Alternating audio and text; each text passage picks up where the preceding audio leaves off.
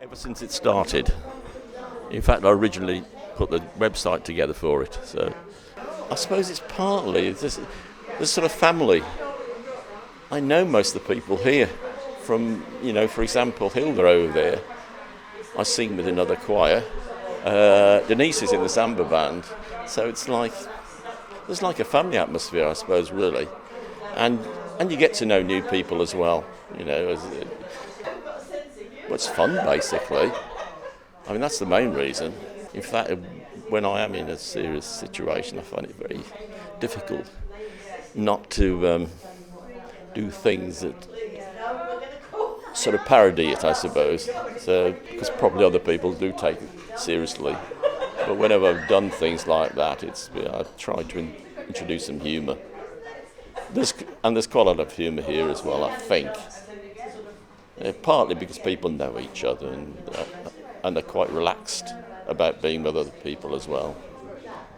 I've been coming here for quite a while now, and prior to that we had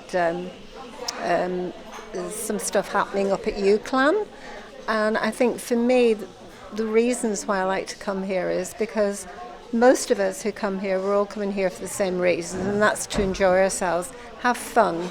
For me, this is not about taking life seriously. This is about having some enjoyment. I have a very good friendship with Jon's mum, and we're in an organisation in the town where we live in Longridge. It's called the University of the Third Age. So we got to know each other in there, and then it was through Chris, really, Jon's mum, that I got initially involved in the stuff that was happening at UCLan, which Jon was involved in at that time. I'm in the samba band with Jon on Wednesday, so he told me about this. I thought, I don't sing, I don't play music, I can't read music, anything like that, but I just hit a drum. So I thought I'd come along, and I was absolutely knocked out by it. Fantastic. It's daunting to come in, yeah. I've never been in the Larder Cafe, I don't think, before. And I don't live in Preston, so a little bit. And I thought, will I have to sing? Will I have to use a microphone? But there's none of that, you just feel comfortable. Just picked up a little shaker egg and just shook it. It's lovely. I've been coming to Scratch Band for about 2 months, 3 months, something like that. I play a bass guitar, which I brought along with me, and I like playing guitar as well. So that's where I am. I mean, it was my brother who found the place, and he said, "Do you fancy coming along?"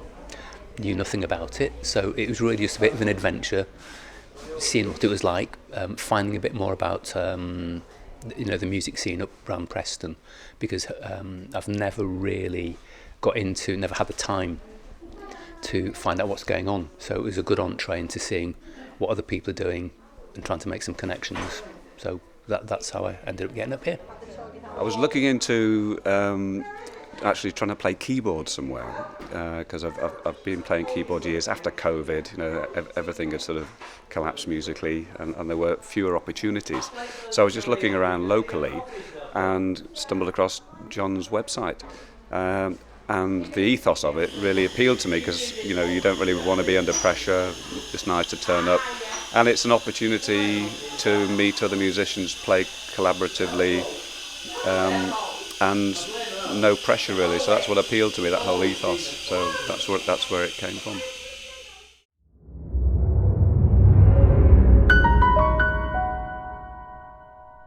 The whole process is healthy anyway, and it helps to release some of the anxieties you might well have. Not that I personally have any, but because I can put them all in the box and put them somewhere else. But in some cases, people do find that. I mean, I've heard some of the people here say that. When I arrived here today, I'd got some stuff going on in my head, like the majority of us usually have. But while you're here, you're in the moment, so you're dealing with in-the-moment stuff. So for me, that sort of takes me out of all the other stuff that was happening previously and just puts me in a better place. in my happy space. But for me, it helps to bring out the inner person, which I believe we all have, and somewhere the child comes in as well, playing the instrument, you know, or banging the box that I used to bang when I was a little girl. So, you know, it's just, you lose one's inhibitions, you know, so, because I think sometimes we can have our head set whereby we're very aware of what other people might see or think about us, but when we're in this particular space, it doesn't really matter. Nobody's going to judge us. We're just going to enjoy ourselves for who we are. I mean, today I've just spent 2 hours. I haven't looked at my watch. I haven't looked at my phone. You're completely absorbed by it. It's fantastic. Music for me is just, it's the best thing I do all week.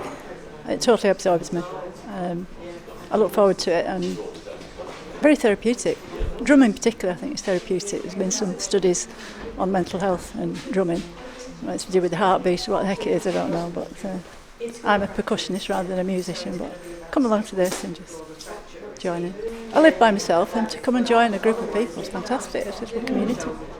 It's just great fun. I just really look forward to it. You know, it's just an opportunity to come and just be with people who've got similar interests and just have some fun. I'm not sure. It's something in it that kind of binds people together, I think, because this is just kind of a, you know, you can do your own thing and you know, if you do make a hash of it, it doesn't really matter. You know, it's that type of thing. But it's a bonding thing. You know, as a human being, you're just meeting people. And I don't know anything about these people other than they turn up here on a Saturday afternoon, twice a month, and play an instrument and sing. I don't know anything about their backgrounds or who they are. And you have a chat, and they're just lovely people.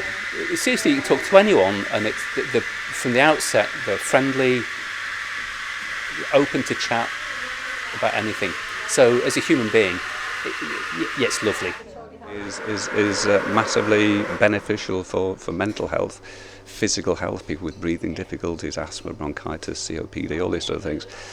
To actually go out and sing is massively beneficial. So, you know, I don't know, you can sometimes tell as a doctor that someone has got COPD, and you can, you know, you can see that someone's having a go. So, you know, that's great.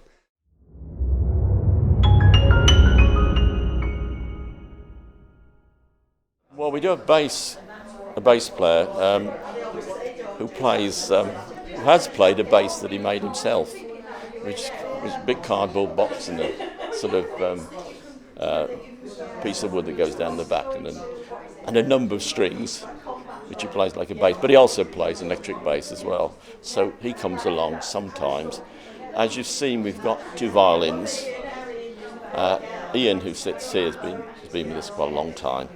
The other lady, she's joined us recently. We have ukuleles as well sometimes. Well, originally there were a lot of ukuleles, and you may have noticed in the books that it's got the chords for ukuleles. We do get people with guitars as well, acoustic guitars, and we have had at least one person with electric guitar, which actually fits in quite well. Obviously, it needs to be the same. It needs to be the right level. I mean, one of the problems here, of course, is you have to have everything the right level, so that everything comes through clearly. I don't perceive myself to be a musician in any way. I'm not particularly good at reading music, but I try and listen, and so it's more the ear for the music. I'm of Irish descent, so drumming for me is really quite important, but I also drum and chant as well, so that's something that's very important to me. But I think it is just about giving myself the time now that I'm retired from work to be able to sit back and do the things that I didn't have time to do whenever I was at work. I'm finding it quite interesting, especially when Jon's going through the instructions. It's like a foreign language to me, so I'm picking up something new, which I've never come across at all. I've never done music. Yeah, coda and sign, I've not a clue what he's on about. My brother plays guitar. I've seen other people learning stuff like that, and my nephew. A lot of people in my family do, but it's not for me. I'm a percussionist. I've only recently realised that, probably in the last 10 years, that when there's music on, my fingers are always strumming. They always have done, without me realising. Whether you can play an instrument or not actually doesn't matter in the slightest. It's just a case of joining in and having a bit of fun. So yeah, it's great. I like the playfulness. I like being able to sort of explore within the different rhythms, if you like. One of the things I've always enjoyed with music is listening to harmonies and the way different songs can be expressed, and just changing the key or changing the way that things, the background beats, for example, can completely change the way that you perceive a song. So to me, I find that quite enjoyable. But I agree with you, because it's only when you see the words written down, no matter how well you know a song, when you see it written down on the book in front of you and you're singing along with it, you suddenly think, I never realised it meant that. When what I call the proper musicians are here, then it does take on a slightly different. It obviously does improve the sound. That's nothing against the rest of us, but it does improve the sound, because once you've got, if you'd been here the last time, for example, we had 3 guitarists here. There was a bass, there was two acoustics, but they were playing slightly different versions, and it was lovely to hear that structure of the songs come out. And then, of course, you've got the violin, you've got the keyboards, and you've got various other instruments that are coming in. And often, as well, you find different drums. I normally play bongos. I don't normally play a tambourine, but at the moment, of course, I've only got one hand, so I'm having to do the best I can. But that allows you to kind of work with them, and you can kind of interact with them. Once you get the gist of how they're playing, then you can kind of respond to that. And that's quite interesting for me anyway. That's part of what I get out of it. I'm not necessarily that interested in the singing part of it. It's the interaction, I suppose, with the music and with the other musicians, and trying to sort of get the most out of it. It was my sons actually that drew that to my attention. Because they realised that I was getting quite a lot of fun out of it. And of course, when I bought my own set of bongos so that I could, sort of come and do this more often, I think first off they thought, oh God, here we go again. She's off on another mad idea. Well, at home I actually have a sitar and a set of tabla drums, because when I was a teenager, it was early 70s, and of course it was the George Harrison effect, if you like, and I actually went to Kingston College down south and learned Indian music. Which was I spent about 4 years doing that, and it was just thoroughly enjoyable. I absolutely loved it, and we go off and do performances and things like that. And then, of course, life happens. You get married, you have kids, you have a family, and for God knows how many years, you don't have time for any of that kind of stuff. And now all of a sudden here I am, I'm at this stage of my life where I've suddenly got it back again, and for the first time in 50 years, I can do what I want to do. And it's like, okay, that's I'm going to go back to that. And I don't do much sitar playing now, I must admit, and it's a bit too big to bring on the bus to bring here. But it is. I suppose it is. It's being part of a band and just understanding your role within that band. When you go into a new venture like that and you're meeting new people and musicians, you're always aware that there's a group of people there who play together, they know each other, and they've got a dynamic. And as you go, and you're never sure whether you're going to fit in, what your standards like, and you don't want to let the side down. You don't want to let yourself down either. But what was nice about this was it said no practice necessary. So straight away you know that there's no real pressure there. So you turn up, and you don't have to join in if you don't want to. And sure enough, it's been exactly like that. Musically, it's not like joining a band where you audition, or an orchestra where you go in there and play this piece and see how it goes. No, you just turn up. No, well, this place, a relationship, it's not. How do you describe it? I don't know. It's just very open. You don't have to be a competent musician to be part of it. That's what's so nice about it. Everyone joins in and has a good time, right? That's the most important thing.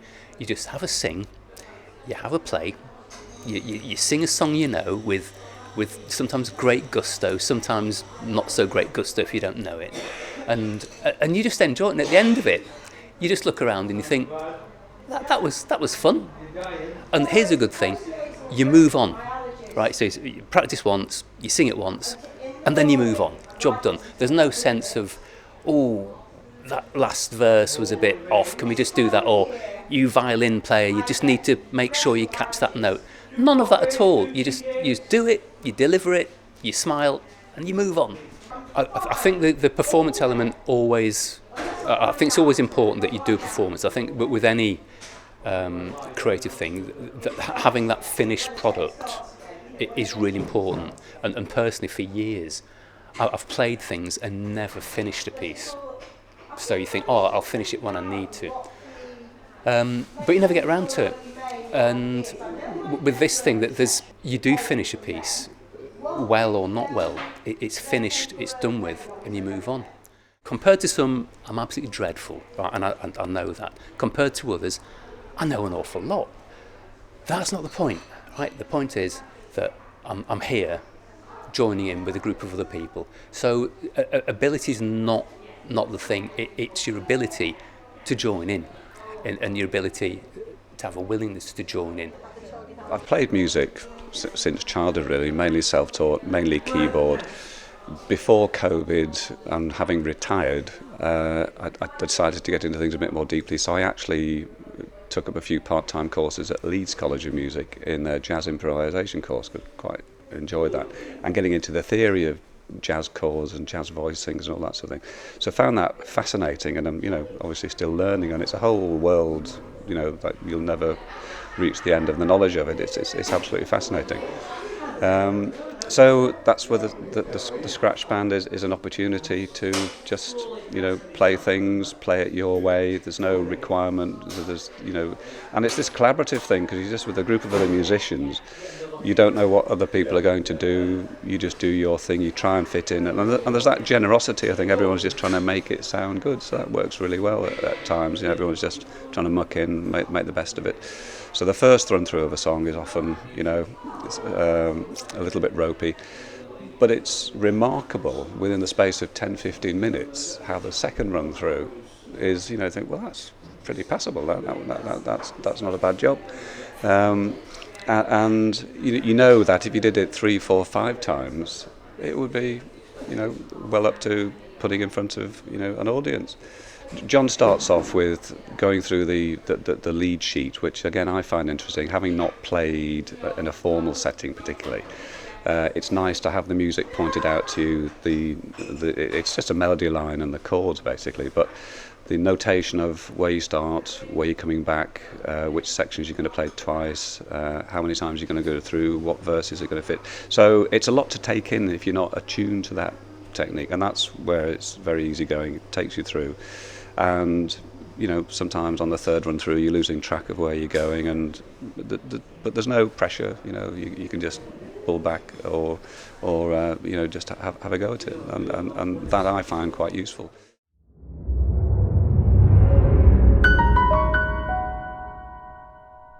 There's reminiscing going on, I think, as well. I mean, if you look at the songs we sing, then a lot of people will know the words. Undoubtedly, with some of the songs, everybody here already knows the words, or they know the feel of the song, and so they can sing it. So there are a lot of certain songs we sing that people will know. And I don't know if that works better or not, that people do know the songs, although I think the most important thing is knowing the feeling and the sort of timbre of the song, so you can connect with it. You won't find all that many recent songs. In fact, you won't find any songs, in the last, probably not in the last 10 years, in the books we use. So a lot of people will be familiar with them. The challenging thing is, of course, the new songs, particularly those you don't like, the Bryan Adams one. Although it's not a song that appeals to me at all, and it's a song that I find difficult to get the the right way of singing it. But of course most of the songs aren't like that. Even the ones, like That's Entertainment, you've got a feeling in your head of how it should be sung. Sometimes you need the first few lines until you get into it. Sometimes you need to sing it through once before you get a feeling for it. And I think with songs, that's what they're about, aren't they? Really, it's getting the sort of feeling behind them. Absolutely. There was a couple of those today, and I thought, yeah, they're probably from my era as well, but they weren't particularly my kind of music. But I guess it's about going with it. And it's, I suppose, yeah, we're all here as a group together. We're not all going to agree on the same things, but it's about just going with it and enjoying. That's that word enjoyment again coming through. They're all my era, a lot of these. Oh yeah, absolutely, especially the 60s, 70s. It's what I was brought up with, fab, yeah.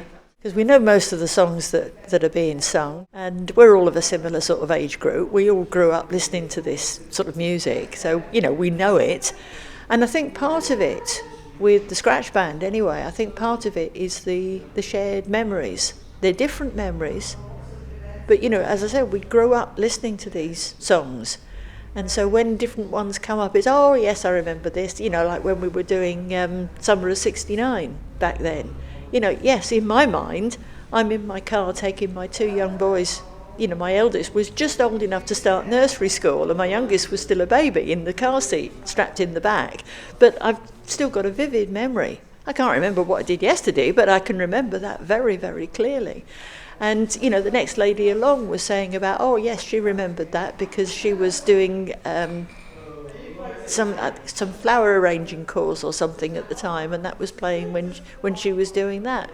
And I think it's the fact that people have associated different memories with music, and it seems to be music that does that far more than any other sort of art form, I think.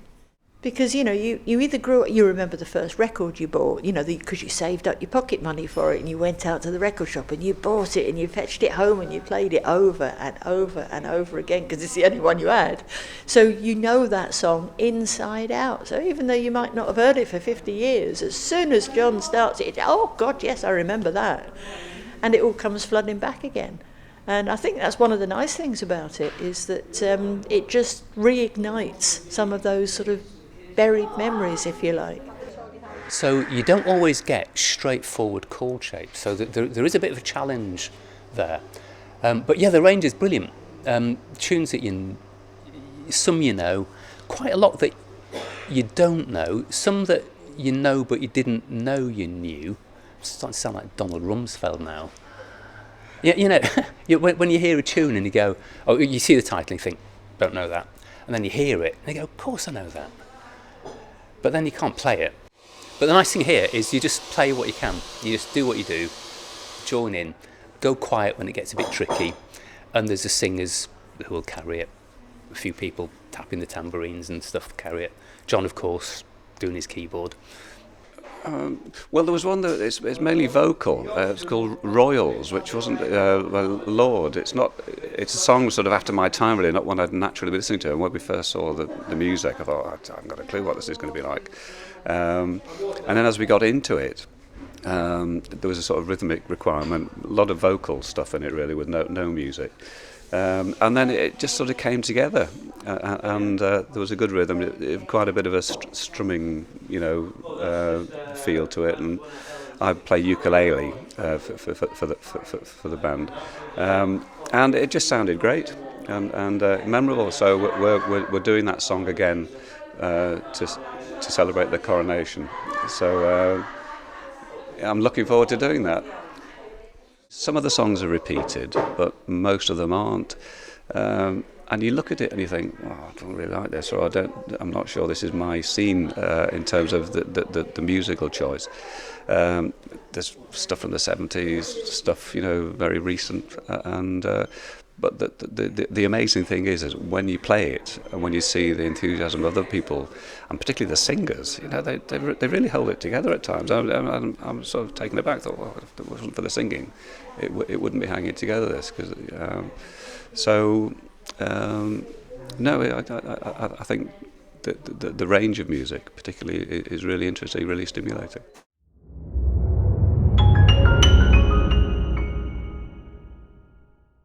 But I've known Jon for some years now. I suppose you describe him as a friend. You have to ask him about that, though. But I was at his wedding, so... And I think Jon in particular, he's really good, he's really fun. He encourages you to sort of sometimes go out of your comfort zone a little bit, which is not a bad thing, but equally, if you don't want to push yourself, you can sit back. Enjoyment, that's the key for me, really. So I've kind of followed him through. There's lots of other activities that he does that I would love to be able to go to, but because I'm in different ukulele groups and stuff like that, I can't be. You can't be in everything at once, really. Jon's a great workshop leader, and he gives us sort of guidance and leadership when it's needed, but he's happy to step back and just let us do our own thing. I mean, Jon's a lovely bloke. He's not overbearing at all. He's got a great sense of humour. And he rides with whatever's there. I think it's great sometimes when things are a bit dire. He laughs. He's the first one to laugh about it and say, that was pretty awful. But as I said, it's not done with any sense of condemnation. It's just that was a fun thing to do, and it was awful, and we all know it was awful. So yeah, Jon's great. Absolutely lovely bloke. He likes to get everyone working through the same pattern, so everyone wants to know the same geography of a piece, where it starts, where the second verse is. So run through that, and sometimes people listen, sometimes they're too busy talking, and then he'll play it through all together. We'll sing. He might give a bit of correction, and then we'll sing it again. And it's his technique. He's just there doing it. He plays his piece, and he leads it, and that's all he does, really. So, does he have a technique, Nick? I don't. You'll have to ask him that. But I don't think he does. He just does it, and he's the leader. He's in charge, and he holds it all together. And so he's not got a technique. He's there doing it. I think. Herding cats, yes, sometimes it is a bit like that. Just people talking and what have you. It's like a supply teacher at school or something who comes in and the kids just do what they do, and if they're interested, they'll join in. So that's his role, really. Is a benign supply teacher who's taken the trouble to turn up, set all his gear up, and lead it, and that's his thing. He's there doing it. So, because he's there doing it, people who want to join in will join in, and that's his nice bit. That's his kindness. It's like all those things. If something looks effortless, then it probably isn't. So I think Jon's obviously very experienced, very knowledgeable musically. At the very top, isn't he, in terms of what knowledge he's got and his capabilities. So for him to lay back and not pass comment, and there's never any judgment about what anyone's ever played, or even if someone's making a complete Horlicks of it, it's not even mentioned. I think Jon made the comment sometimes that, well, we're all drowning each other out, really, aren't we? And I think some people thought, well, yeah, I suppose he's got a point there. And if you're on a roll and you think you've got it, you do tend to up the volume of it when your confidence is at a peak. So maybe that's what he means. Is he can play those three chords strung together, so you really go for it, and it works well, and you can be quite pleased with that. The rest of the song, of course, might be another matter.